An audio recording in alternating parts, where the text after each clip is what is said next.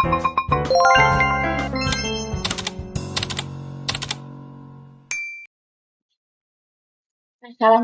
warahmatullahi wabarakatuh. Bertemu lagi dengan saya, Ibu Memes Naisari di pelajaran Sosiologi.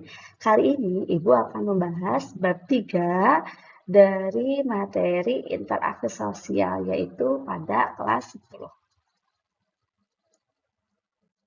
Oke, mungkin di sini kalian pernah mendengar apa kata interaksi itu. Kemudian kalian pasti menyadari bahwa yang namanya manusia pasti akan selalu melakukan interaksi baik secara langsung maupun tidak langsung. Namun pada kesempatan kali ini Ibu akan membahas materi interaksi sosial lebih detail. Oke, kita cari pengertiannya dulu ya, bahwasanya interaksi itu adalah proses timbal balik antara individu dengan individu, individu dengan kelompok, bahkan kelompok dengan kelompok. Apa sih contoh interaksi individu dengan individu? Oke, di sini ada gambar dari contoh individu dengan individu. Di sini contoh individu dengan individu adalah dua orang yang sedang berbincang. Ngobrol ini adalah individu dan ini individu. Jadi contoh tersebut dua orang sedang mengobrol adalah contoh dari interaksi individu dengan individu. Kemudian kalau contoh interaksi individu dengan kelompok yaitu guru yang sedang mengajar. Individu di sini adalah guru dan kelompok di sini adalah siswa. Seperti itu. Sedangkan interaksi kelompok dengan kelompok adalah tawuran. Nah, ternyata tawuran juga termasuknya pada interaksi, meskipun itu bentuknya negatif. Nanti kita bahas ternyata interaksi itu tidak selalu yang positif ya. Nah, kenapa tawuran termasuk interaksi kelompok dengan kelompok? Kita kan tahu ya bahwasanya yang namanya tawuran itu tidak terjadi antara individu dengan individu. Biasanya tawuran itu dilakukan antar kelompok seperti itu. Contoh lain dari interaksi kelompok dengan kelompok yaitu orang yang sedang melakukan pertandingan sepak bola gitu. Itu juga termasuk pada interaksi kelompok dengan kelompok. Oke. Next, di sini ada syarat terjadinya interaksi. Jadi syaratnya itu ada dua. Yang pertama ada kontak sosial dan komunikasi. Kontak sosial itu ada yang langsung dan tidak langsung. Kalau langsung biasanya itu ngobrol langsung gitu tanpa menggunakan media. Kalau misalkan tidak langsung biasanya itu menggunakan media.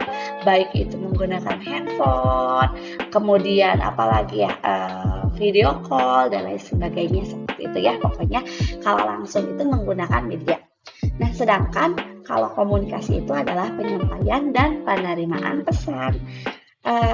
Singkatnya seperti ini, misalkan ada seseorang orang Indonesia yang bertemu dengan orang luar negeri, orang Barat.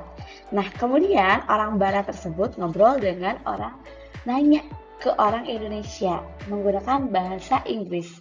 Sedangkan orang Indonesia tersebut tidak paham apa yang bule tersebut tanyakan, bicarakan seperti itu. Nah, berarti di sini tidak terjadi yang namanya komunikasi. Karena apa? Karena hal tersebut hanya ada penyampaian saja dari si bule menggunakan bahasa Inggris. Sedangkan orang Indonesianya tidak bisa menerima pesan yang bule sampaikan. Ya, jadi itu tidak terjadi yang namanya komunikasi. Oke, kalau misalkan komunikasi tidak terjadi, sedangkan kontak sosialnya terjadi, apakah itu bisa dikatakan interaksi? Tentu tidak ya, karena syarat interaksi itu jelas harus ada kontak sosial dan komunikasi seperti itu. Kalau misalkan ada yang bertanya misalkan bertanya tapi dijawabnya itu menggunakan bahasa isyarat, misalkan seperti ini, Bu Memes, apakah Bu Memes sudah makan gitu? Kemudian ibu tidak menjawab sudah atau belum, tapi ibu menjawabnya dengan menggelengkan kepala. Nah, kira-kira dengan cara menggelengkan kepala, apakah ibu sudah melakukan komunikasi? Ya, betul, itu sudah melakukan komunikasi. Karena ada penyampaian pesan menanyakan Bu Memes sudah makan atau belum. Sedangkan ibu bisa menerima pesan tersebut dan ibu jawab menggunakan bahasa isyarat. Jadi, ternyata interaksi itu tidak harus dengan ucapan, ya. Bisa menggunakan dengan simbol-simbol. Contohnya, interaksi simbolik itu ketika kita menganggukkan kepala, itu tandanya iya atau setuju gitu ya. Kalau misalkan menggelengkan kepala, itu tandanya belum atau tidak setuju.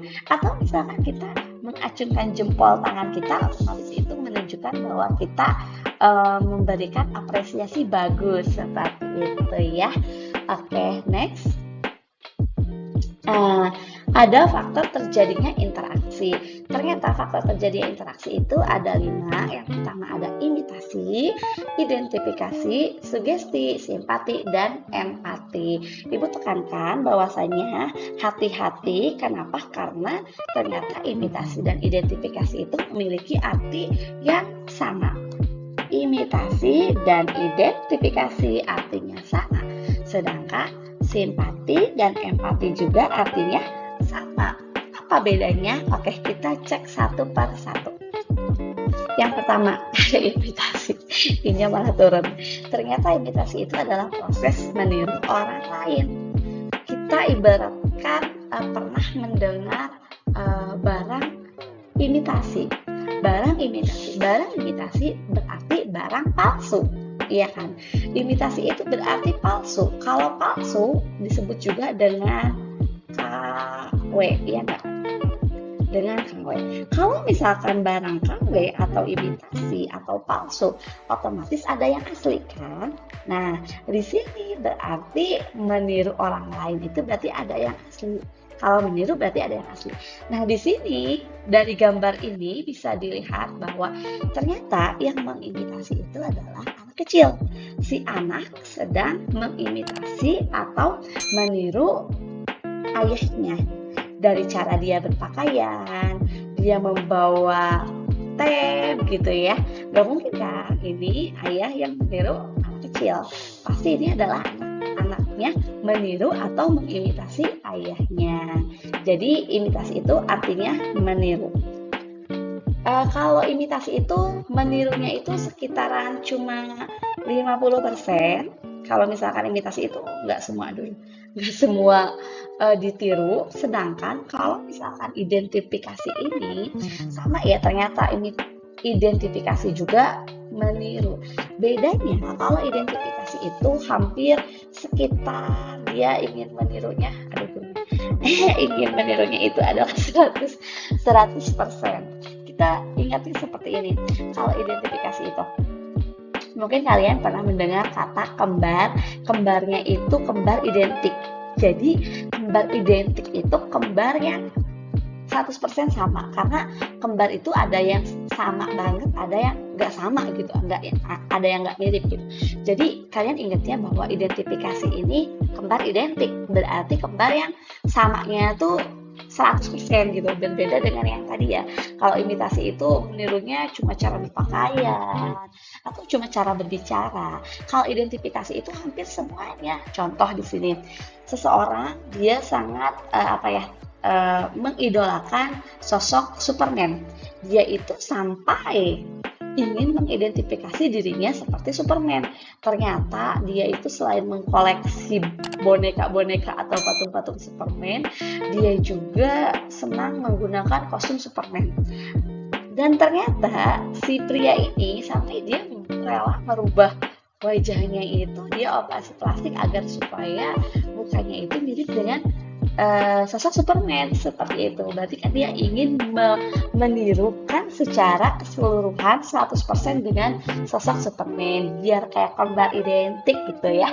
Jadi bisa dibedakan ya antara imitasi dan identifikasi. Kalau imitasi itu menirunya enggak secara keseluruhan, kalau identifikasi itu menirunya secara keseluruhan seperti itu.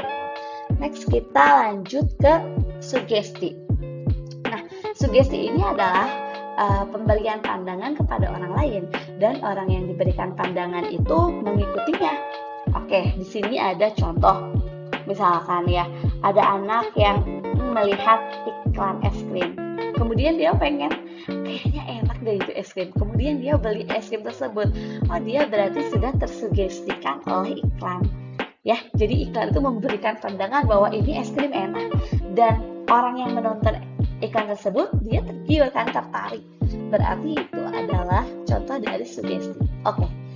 Contoh lain dari sugesti, misalkan ada pasien yang datang ke dokter. Kemudian kata dokter dikasih tahu, jangan makan ini, jangan makan itu. Kemudian obatnya diminumnya sehari 3 kali misalkan. Nah, pasien tersebut nurut nih sama dokter, mengurangi makanan ini itu, kemudian obatnya juga diminum sesuai anjuran dokter. Nah, ternyata dokter tersebut sudah mensugestikan kepada pasiennya seperti itu, ya. Kemudian simpati. Tadi udah dijelaskan bahwasanya simpati dan empati itu artinya sama. Sama apa? Yaitu perasaan suka. Oke, simpati dan empati artinya sama, yaitu perasaan suka. Bedanya kalau misalkan simpati itu hanya berbentuk perasaan aja, ya. Hanya berbentuk rasa.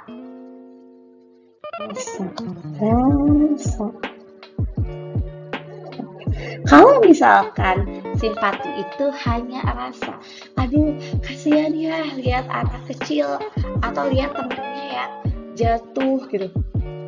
Kalau misalkan cuma perasaan itu berarti itu hanya simpati. Berbeda dengan empati. Bedanya apa? Ternyata empati itu bukan hanya rasa, tapi ada berupa tindakan. Nah, coba lihat, ada gambar di sini. Kalau misalkan kalian melihat pengemis yang sedang meminta-minta, tapi kalian cuma ada perasaan kasihan, berarti itu kalian hanya simpati. Tapi kalau empati itu ada berupa tindakan, contohnya memberikan uang gitu ya. Ada bencana nih, misalkan kalian ikut membantu, ikut menyumbang terhadap bencana yang ditimpa gitu ya.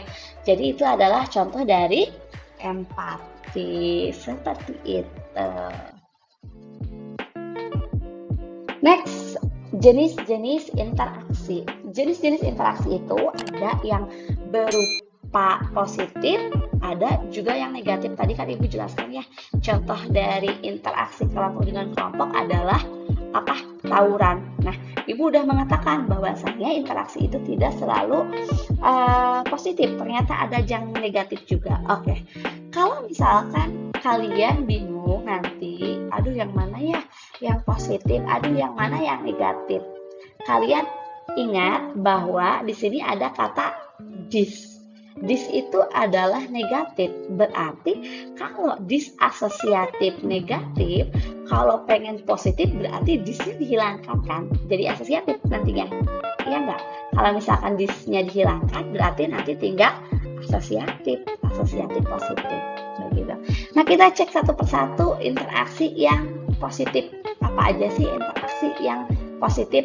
Yang pertama, kerjasama. Jelas dong, kerjasama itu adalah interaksi positif, ya.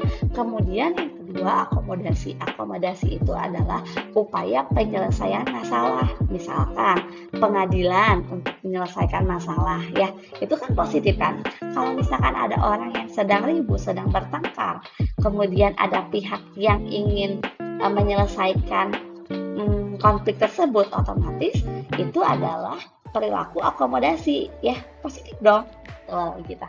Kemudian yang ketiga, akulturasi. Nah, di sini akulturasi itu rumusnya A plus B sama dengan AB. Sedangkan asimilasi itu A plus B sama dengan C. Oke, kita bahas satu persatu ya. A itu ibarat apa sih? A itu adalah ibarat sebuah budaya. B juga sebuah budaya. Disatukanlah dua kebudayaan ini menghasilkan kebudayaan baru, yaitu kebudayaan AB. Tapi kalau akulturasi ternyata tanpa menghilangkan budaya yang aslinya, yang lamanya masih ada. Kita cek ya, coba ternyata kalau misalkan di di akulturasi A-nya masih ada nggak? Oh, budaya A-nya masih ada. budaya B-nya masih ada nggak? Budaya B-nya juga masih ada. Oh, berarti kalau akulturasi itu gabungan dua kebudayaan, tapi budaya yang lamanya itu tidak dihilangkan, masih ada. Seperti itu. Nah, kalau misalkan asimilasi, sebaliknya. Kalau asimilasi itu sama artinya penggabungan juga ya, penggabungan dua kebudayaan. Dua kebudayaan yang berbeda, kemudian menghasilkan kebudayaan yang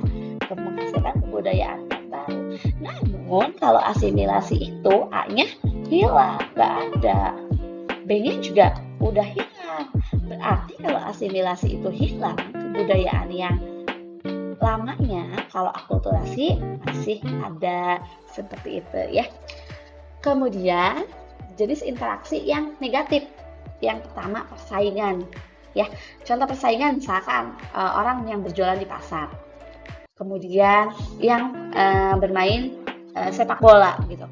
Kalau ada yang bertanya, perasaan itu di pasar sepak bola itu hal-hal positif deh.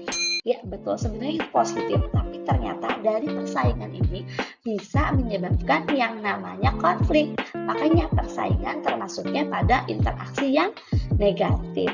Kemudian kontrapensi. Kontrapensi itu adalah perasaan tidak suka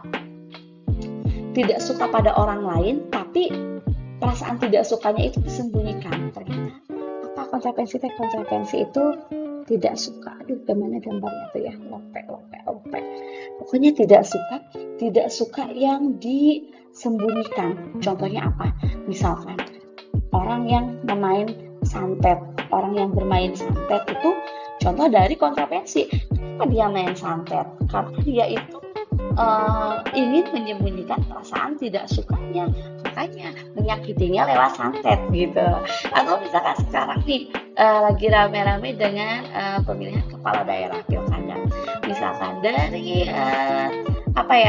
tim sukses atau pendukung pasangan urut 1, misalkan dia menjelek-jelekan pasangan nomor urut 2. Nomor urut 2 juga ternyata menjelek-jelekan pasangan nomor urut 1.